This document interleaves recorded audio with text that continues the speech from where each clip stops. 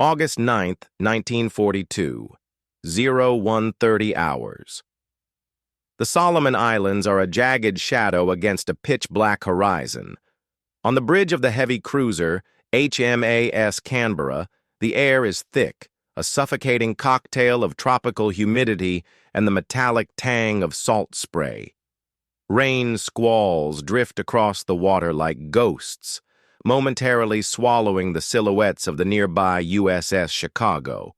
For the sailors on deck, the war feels miles away, muffled by the steady rhythmic thrum of the ship's engines. They have been at general quarters for days. Exhaustion is no longer a feeling, but a physical weight pressing against their eyelids. Suddenly, the darkness to the northwest fractures. A jagged flare of magnesium light erupts from a hovering Japanese float plane, hanging over the Allied formation like a malevolent sun. It bathes the cruisers in a sickly, artificial glare, stripping away the safety of the night. On the bridge, there is a heartbeat of stunned silence, a moment where reality has not yet caught up to the senses. Then, the water erupts. Long white wakes, the long lance torpedoes of Admiral Mikawa's 8th Fleet, streak toward the Allied line at 48 knots. There is no time for a coordinated response. There is only the roar of incoming shells and the sudden, violent realization that the impenetrable screen of the Allied fleet has been breached without a single shot fired in warning. In the chaos of the next 6 minutes, a legacy of blame would be forged, fueled by a single scathing sentiment that would echo through the wardrooms of the Pacific. The belief that the catastrophe was the fault of those Australian idiots. It was a mistake born of arrogance, and it was about to cost the lives of over 1,000 men. By the summer of 1942, the Pacific War had entered a volatile transitional phase. The Imperial Japanese Navy had suffered a catastrophic strategic check at the Battle of Midway in June, losing 4 of its 6 heavy carriers. Yet the Japanese military machine remained a lethal expanding force, rapidly constructing a forward air base on a steaming, jungle-choked island in the southern Solomons called Guadalcanal. If completed, this airfield would sever the vital supply lines connecting the United States to Australia, potentially isolating the continent and forcing a negotiated peace. The Allied response was Operation Watchtower, the first major amphibious offensive of the war. But among the Marines and sailors tasked with executing it, the operation was known by a darker, more cynical moniker: Operation Shoestring. The invasion fleet was assembled in haste, relying on outdated navigational charts, limited supplies, and a patchwork collection of warships that had never trained together as a cohesive fighting unit. The urgency was absolute. The airfield had to be taken before it became operational. On August 7th, the offensive began.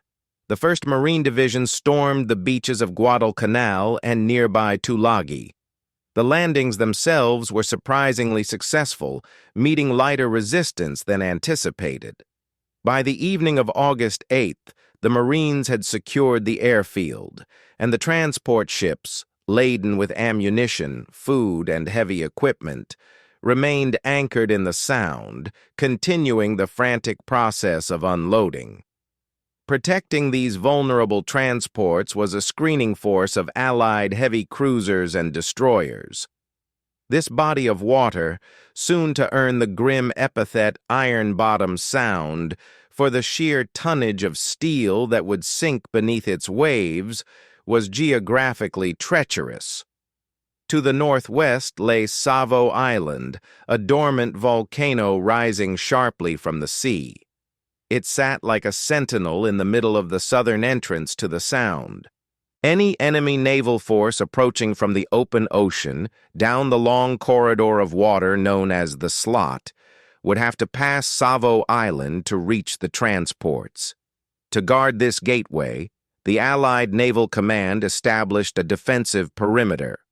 The force was multinational, a point of significant operational friction. The screening force included heavy cruisers from the United States Navy, the USS Chicago, Vincennes, Quincy, and Astoria, alongside the pride of the Royal Australian Navy, the HMAS Canberra, and the HMAS Australia. On paper, this was a formidable wall of steel. These were 10,000-ton treaty cruisers, bristling with 8-inch guns and manned by crews who believed, with dangerous certainty, that the Japanese would never risk a surface engagement at night. The prevailing doctrine in the U.S. Navy at the time held that complex night maneuvers were suicidal and that daylight was the province of the battleship and the cruiser. They assumed the Japanese shared this limitation.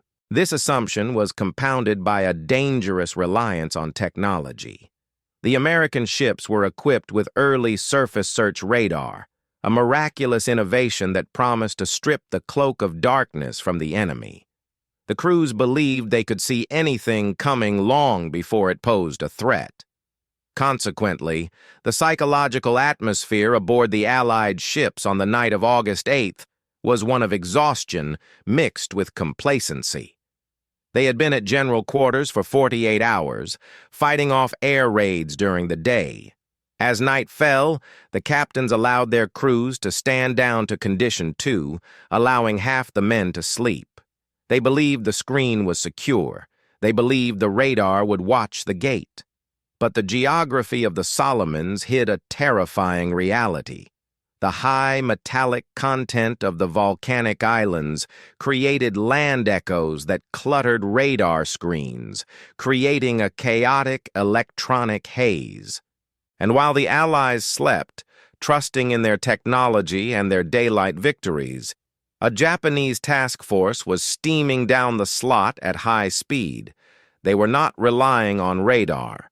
They were relying on optics, pyrotechnics, and a ruthlessly drilled doctrine of night combat that the Allies did not even know existed. The stage was set not just for a battle, but for a collision of cultures. The integration of the Australian and American ships was superficial at best. They operated under different signaling protocols and different command philosophies. As the sun set on August 8th, the Allied fleet was a collection of powerful ships, but it was not a unified fleet. It was a disjointed giant, blind and tired, waiting for a blow it could not imagine was coming. The impending disaster at Savo Island was not merely a matter of geography. It was a catastrophe of command. The Allied naval hierarchy in the Solomons was a tangled web of authority that blurred the lines of responsibility precisely when clarity was needed most.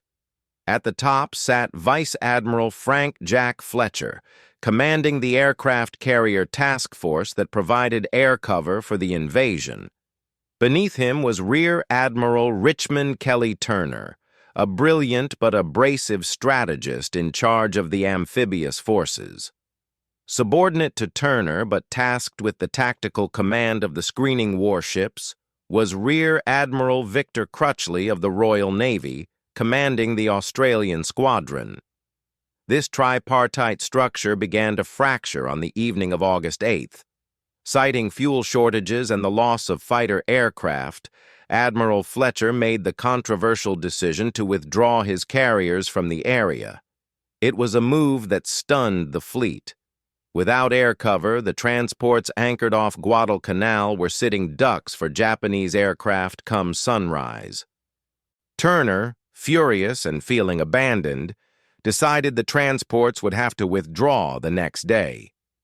But for one final night, they had to hold their ground to unload crucial supplies. To protect this fragile beachhead, Admiral Crutchley devised a defensive plan that, while logical on a chart, sowed the seeds of defeat in detail. Iron Bottom Sound had two western entrances past Savo Island, a northern channel and a southern channel. To block both, Crutchley split his heavy cruisers into two separate groups. The southern force, consisting of HMAS Canberra and USS Chicago, would patrol the waters between Savo and Guadalcanal. The northern force, comprising the USS Vincennes, Quincy, and Astoria, would patrol the passage between Savo and Florida Island. It was a classic divide-and-conquer scenario created by the defenders themselves. By splitting his firepower, Crutchley ensured that if a Japanese fleet concentrated on one group, the Allies would be locally outnumbered. To mitigate this risk, two American destroyers, the USS Blue and USS Ralph Talbot, were stationed miles to the west of Savo Island. Equipped with radar, they acted as the fleet's eyes, the lonely sentinels tasked with detecting any approach from the slot. The assumption was absolute. Nothing could slip past these picket ships without triggering an alarm. However, the chain of command was about to suffer a fatal decapitation. Late that evening, Admiral Turner summoned Admiral Crutchley to a conference aboard his flagship, the transport USS Macaulay, anchored 20 miles away, to discuss the carrier withdrawal. Crutchley took his flagship, the heavy cruiser HMAS Australia, and left the defensive line. In doing so, he removed one of the most powerful ships from the screen and, more critically, removed himself from the tactical picture. Before departing, Crutchley signaled Captain Howard Bode of the USS Chicago to take charge of the southern force, but the handover was clumsy. Bode, unaware of the specific patrol patterns or the full strategic picture, assumed Crutchley would return shortly. He did not reposition his ship to lead the formation effectively, nor did he issue new orders to the northern force.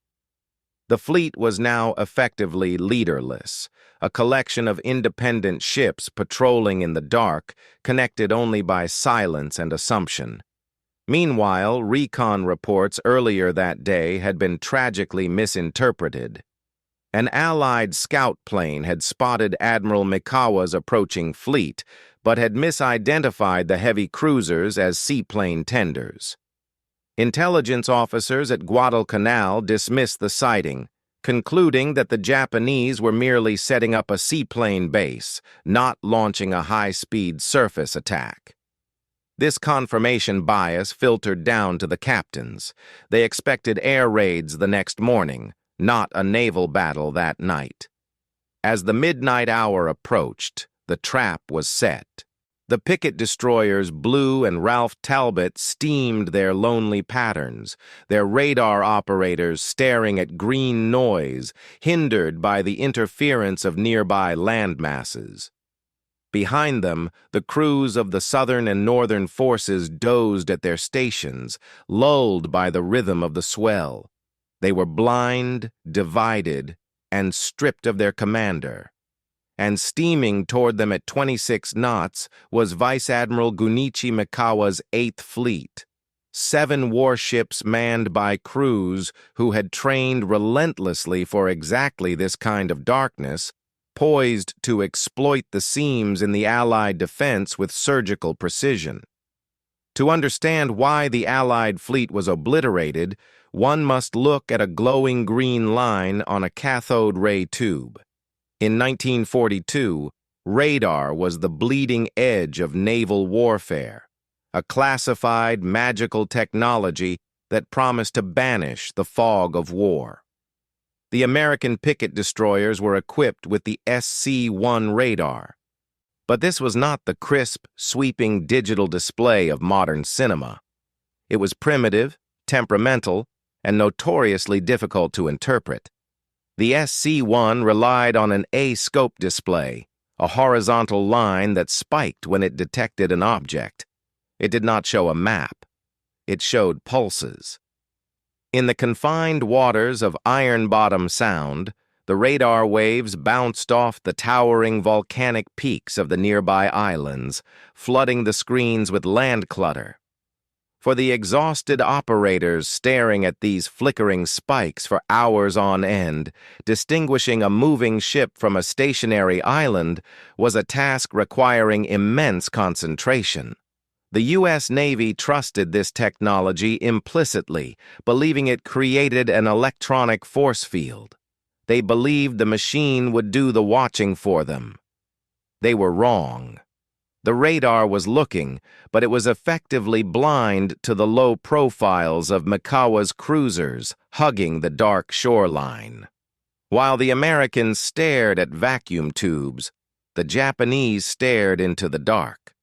The Imperial Japanese Navy had spent the interwar years obsessively preparing for a night engagement against a numerically superior American fleet.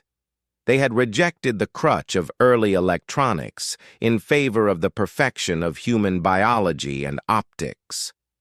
On the bridge of Admiral Mikawa's flagship, the Chokai, the lookouts were not ordinary sailors. They were the elite of the fleet, selected for their exceptional night vision and trained to recognize silhouettes in near-total darkness. They used massive, deck-mounted 20 by 120 millimeter binoculars that gathered light with terrifying efficiency. These optics allowed them to spot a dark ship against a dark horizon from thousands of yards away, long before the American radar would register a clear return. But their deadliest weapon was silent. The Type 93 Long Lance torpedo was the most advanced underwater weapon in the world. Powered by pure oxygen, it left almost no visible wake of bubbles, unlike the compressed air torpedoes used by the Allies. It had a range of over 20 miles, 3 times that of its American counterpart, and carried a warhead massive enough to snap a destroyer's keel in half. As Mikawa's column slipped past the American picket destroyers, his lookouts spotted the enemy ships visually. The Americans, relying on their screens, saw nothing. The Japanese doctrine of stealth and speed was about to collide with American technological complacency. In the Southern Force, the HMAS Canberra steamed at the head of the column. She was a county-class heavy cruiser, a distinct silhouette with 3 tall funnels that marked her British design lineage. Under the command of Captain Frank Getting, the Canberra was a happy ship, known for high morale and a crew that prided itself on efficiency. But that night, she was operating in a dangerous ambiguity. Though she was technically under the tactical command of the USS Chicago following Admiral Crutchley's departure, the communication between the two ships was practically non-existent. There was no unified radio frequency for immediate tactical coordination. The Australians operated with British naval traditions and signals, while the Americans used their own. In the silence of the mid-watch, the Canberra was effectively alone. Her lookouts were sharp, but her radar was inferior to the American sets, and she was positioned as the lead target in the formation. The men on her bridge believed they were the second line of defense, protected by the destroyers out in the dark. They did not know that the destroyers had already been bypassed. They were not the second line. They were the tripwire. The true tragedy of Savo Island was not that the ships were surprised, but that the surprise was allowed to cascade. This was a failure of leadership, specifically the absentee landlord status of the tactical command. Rear Admiral Crutchley had left the line, but the man he left in charge, Captain Howard Bode of the USS Chicago, was a study in passive command. Bode was a rigid, difficult man, known for being hard on his subordinates, but hesitant in crises. When he received the handover from Crutchley, he did not place his ship at the head of the column, nor did he issue a fleet-wide signal to confirm his authority. He simply assumed the status quo would hold until morning. He went to sleep in his emergency cabin near the bridge, leaving standing orders that were vague at best. He did not wake up until the first Japanese shells were already in the air. This passivity created a command vacuum. In a naval battle, information is life. If the lead ships are hit, they must instantly warn the others. But because no one was clearly in charge and actively managing the formation, there was no reflex to warn the Northern Force when the shooting started. The Northern Force captains, miles away, heard the rumble of thunder and saw flashes on the horizon. They assumed it was the Southern Force shooting at aircraft or perhaps a thunderstorm.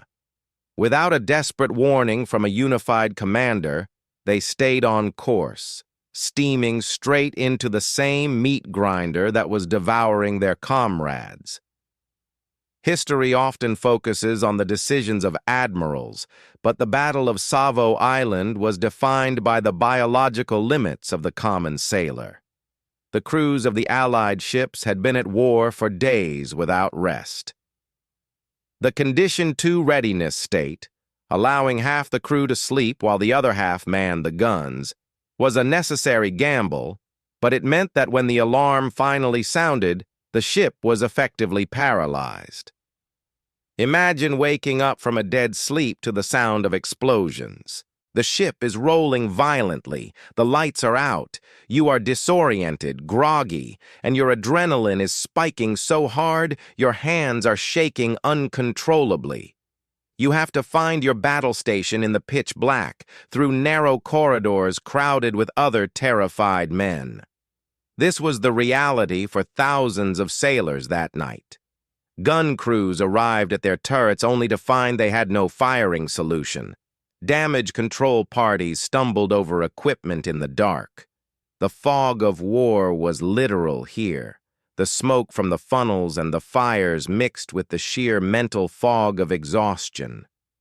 For the men on the Canberra and the Chicago, the battle didn't start with a strategic maneuver. It started with a confusing, terrifying awakening. They were fighting their own bodies as much as the Japanese, and in those critical opening seconds, the Japanese sailors, wide awake, fueled by adrenaline and months of night training, had an advantage that no amount of American firepower could overcome. There is a final bitter angle to this story, the predisposition for blame. Even before the first shell was fired, there was a subtle cultural friction. The U.S. Navy, rapidly expanding and confident, viewed the Royal Navy and its Australian counterpart with a mix of respect and skepticism. The Australians were seen as brave, but perhaps quaint in their methods, lacking the modern edge of the American industrial machine. This bias would become the lens through which the disaster was later viewed. When the smoke cleared, it was easier for American commanders to point at the foreign element, the Canberra, and suggest that they had failed to warn the fleet, rather than admitting that the American radar destroyers had failed, or that an American captain had slept through the approach. The narrative of those Australian idiots wasn't just an insult. It was a shield used to protect the reputations of American officers who had blundered. The Canberra took the first hit in the battle, and her reputation took the first hit in the aftermath. August 9th, 00:54 hours. The silence on Iron Bottom Sound is absolute. Vice Admiral Mikawa's column of 7 ships is now slipping through the gap between Savo Island and Guadalcanal. They are moving at 26 knots, a dangerous speed in such confined waters, yet their wake is minimal. Every porthole is dogged down, every light is extinguished. They are a black smear moving against a black coast. To their starboard, less than 2 miles away, the American picket destroyer USS Blue is patrolling its sector. This is the moment where history holds its breath. The lookouts on Mikawa's flagship, Chokai, can actually see the white shape of the American destroyer with the naked eye. They tense, waiting for the flash of a searchlight or the crack of a radio warning.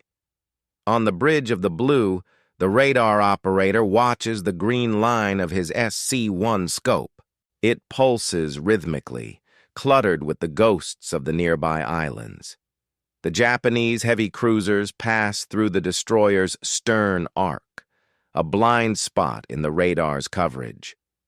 The Blue continues its slow, methodical patrol, steaming away from the very threat it was sent to detect. The gate has been breached. 0133 hours. Mikawa breaks radio silence with a two-word command that seals the fate of the Allied fleet. All ships attack. Deep within the Japanese formation, torpedo tubes hiss. The long lances slide into the black water, their oxygen-fueled engines propelling them silently toward the unaware Southern force. 0143 hours. Aboard the destroyer USS Patterson, part of the Southern Force screen, a lookout shouts, "Ship ahead! Stand by for collision!" The captain, Commander Frank Walker, reacts instantly, broadcasting the only warning the fleet would receive. "Warning! Warning! Strange ships entering harbor." But it is too late. The sky above the HMAS Canberra and USS Chicago suddenly rips open. Japanese floatplanes, hovering unnoticed overhead, drop brilliant magnesium flares. They drift down on small parachutes, bathing the Allied ships in a harsh, exposing light. The psychological shock is immediate. The Australian and American sailors, eyes adjusted to the deep dark, are blinded. On the bridge of the Canberra, Captain Getting shouts for the rudder to be put hard to starboard, trying to unmask his guns to face the threat. But the Japanese rangefinders are already locked. The Canberra is not a warship in this moment. She is a target illuminated on a stage. From the darkness, the muzzle flashes of the Japanese cruisers flicker like strobe lights. The first salvo is already in the air. 0144 hours. The destruction of HMAS Canberra is total and instantaneous. Before her guns can even train on the enemy, she is hammered by 24 heavy shells in less than 2 minutes. The bridge is demolished, mortally wounding Captain Getting. The engine rooms are pierced, venting superheated steam that cooks men alive instantly. All power fails. The ship lists dead in the water, a burning pyre drifting aimlessly in the dark. She has been neutralized not in a battle, but in an execution. To her rear, the USS Chicago is next. A Japanese long-lance torpedo slams into her bow, tearing a massive hole in the steel plating. The shockwave knocks men off their feet. Captain Bode, now awake but disoriented, makes a fateful decision. Instead of turning toward the enemy to cover the retreating transports or warning the northern force, the Chicago turns west, steaming away from the action to hunt for what Bode believes are destroyers. In the confusion, he fails to issue a clear warning to the northern group. The southern gate is kicked open, the guards are dead or fled, and the alarm has not been raised. 0148 hours. Admiral Mikawa orders a hard turn to port. His column splits, enveloping the unsuspecting northern force, USS Vincennes, Quincy, and Astoria, in a deadly pincer movement. These ships are still steaming in a box formation, their guns trained fore and aft, their crews mostly asleep. They are 3 minutes away from annihilation. On the bridge of the USS Astoria, the gunnery officer sees the flares over the southern force and orders the main battery to fire. But the captain, waking from a deep sleep, rushes onto the bridge and shouts, "Top, who are you shooting at? Cease fire! You'll hit our own ships!" It is the hesitation Mikawa needs. Suddenly, the darkness around the northern force is shattered. Japanese searchlights, massive blinding beams, snap on, pinning the American cruisers against the black sky. The Japanese gunners do not miss. The USS Quincy is caught in a crossfire between two Japanese columns. She is hit by a torpedo and a barrage of shells that turns her float planes into raging bonfires on the deck. Captain Samuel Moore, bleeding and stunned, orders his ship to charge the searchlights. He manages to fire a few salvos, one of which hits Mikawa's chart room, narrowly missing the admiral. But the return fire is merciless. A shell hits the Quincy's bridge, killing everyone inside. As the ship rolls over and begins to die, a surviving signalman hears the captain's last, tragic order. "We're going down between them. Give them hell." The Vincennes, the flagship of the northern group, is pummeled into scrap metal. She takes at least 2 torpedo hits and over 70 shell hits. She slows to a halt, her superstructure twisted and burning. The Astoria fares no better, her interior turned into a furnace. 0220 hours. It has been less than 40 minutes since the first flare was dropped. The firing dies down. Mikawa, fearing American airstrikes at dawn and satisfied with the destruction of the enemy screen, orders a withdrawal. He turns his fleet back up the slot, leaving behind a seascape of horror. In the silence that follows, the crackle of fires replaces the roar of guns. 4 Allied heavy cruisers are sinking. Over 1,000 men are dead or dying in the oil-slicked water. The sharks are already gathering. As the survivors struggle to stay afloat, the shock gives way to a burning question that will haunt the Navy for decades. How did they get past us? And in the absence of answers, the finger-pointing begins. Dawn, August 9th, 1942. The sun rises over Iron Bottom Sound, revealing a scene of apocalypse. The water is thick with heavy fuel oil, creating a suffocating black blanket that coats the wreckage and the survivors alike. The sea is littered with debris, life jackets, crates, charred timber, and bodies. Sharks, drawn by the vibrations of the sinking ships and the scent of blood, circle the clusters of men clinging to rafts. The toll is staggering. The United States Navy has just lost 3 heavy cruisers in a single night, the Astoria, Quincy, and Vincennes. The Royal Australian Navy has lost the Canberra, which is currently being scuttled by American torpedoes to prevent her capture, a final indignity for the battered crew. Over 1,000 Allied sailors are dead. Another 700 are wounded. It is the worst open sea defeat in American naval history, a humiliation that rivals Pearl Harbor in its tactical ineptitude, though it remains far less spoken of. But the immediate tragedy on the water is compounded by the strategic disaster unfolding on the beaches. Admiral Turner, true to his warning, orders the transport fleet to weigh anchor. The amphibious ships, still half full of supplies, turn their sterns to Guadalcanal and steam away to safety. On the shore, 16,000 U.S. Marines stand in stunned silence. They watch as their food, their ammunition, and their naval protection disappear over the horizon. They have been abandoned. They are now alone on a hostile island with only 4 days' worth of rations and limited ammunition, surrounded by the jungle and the Japanese. The shoestring has snapped. In the wardrooms of the surviving ships, the shock quickly metastasizes into anger. As the adrenaline fades, the finger-pointing begins. How did a primitive enemy force slip past the most technologically advanced navy in the world? In the heat of the moment, before the official inquiries could even begin, a toxic narrative began to take hold among some American crews. It was the foreigners who failed. The Canberra had been the lead ship. She was supposed to be the guard dog. Why hadn't she warned them? "Look at those Australian idiots" was not just a slur, it was a psychological defense mechanism. It was easier for a young American officer to believe that the colonials had bungled the watch than to admit that their own radar, their own captains, and their own doctrine had completely collapsed. The mistake that haunted the U.S. wasn't just the tactical error of that night. It was the arrogance that led them to dismiss their allies and overestimate themselves.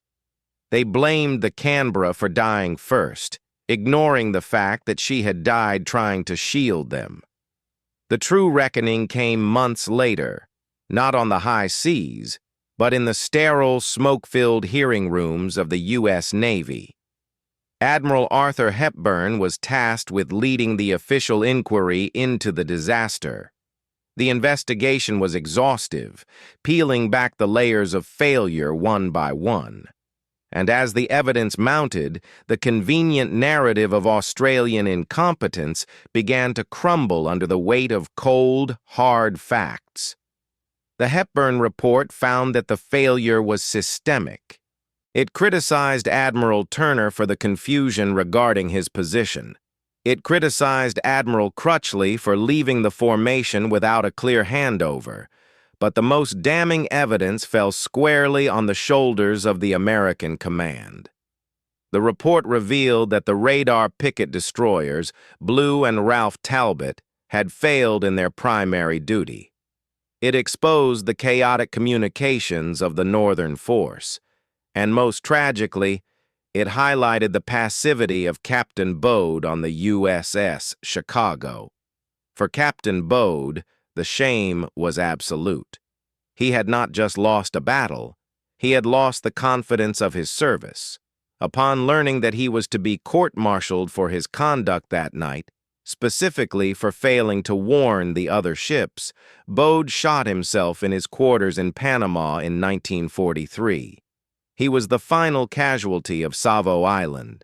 But from the ashes of this humiliation, a new U.S. Navy was born. The disaster at Savo Island forced a radical overhaul of naval doctrine. The Navy realized that radar was not a magic wand. It was a tool that required interpretation. This led to the creation of the Combat Information Center, or CIC, on warships, a dedicated room where radar, radio, and tactical data could be fused into a single coherent picture, removing the fog that had blinded the captains at Savo. They also learned the bloody lesson of night combat. The U.S. Navy stopped underestimating the Japanese and began training relentlessly in night optics and flashless powder. They adopted the very tactics that had defeated them. The arrogance of August 1942 was replaced by a cold, professional paranoia. The mistake of blaming the Australians eventually faded, replaced by a grim respect for the Canberra, whose crew had stood their ground in the face of impossible odds. The Navy that emerged from Iron Bottom Sound was no longer a peacetime force relying on technology to save it. It was a war-fighting machine that understood that technology is useless without the discipline to wield it. The waters of Iron Bottom Sound are calm today. The wreckage of the Canberra, Astoria, Quincy, and Vincennes lies nearly a kilometer down, preserved in the eternal darkness of the deep ocean. They are steel tombs, silent monuments to a night when hubris met reality. The Battle of Savo Island stands as a brutal corrective to the myth of technological superiority. The American fleet had the better radar, the bigger guns, and the industrial might of a superpower behind it. But they were defeated by men looking through binoculars. They were defeated because they believed their machines made them invincible and that their enemy was incapable of sophistication. The Australian mistake was never really about the Australians. It was a projection of American insecurity, a refusal to look in the mirror. The Canberra did not fail the fleet. The system failed the Canberra. War does not reward the arrogant. It punishes complacency with a ruthlessness that defies calculation. The legacy of Savo Island is not just the ships that were lost, but the lesson that was found in the wreckage. That in the chaos of combat, the most dangerous enemy is often your own assumption that you are safe.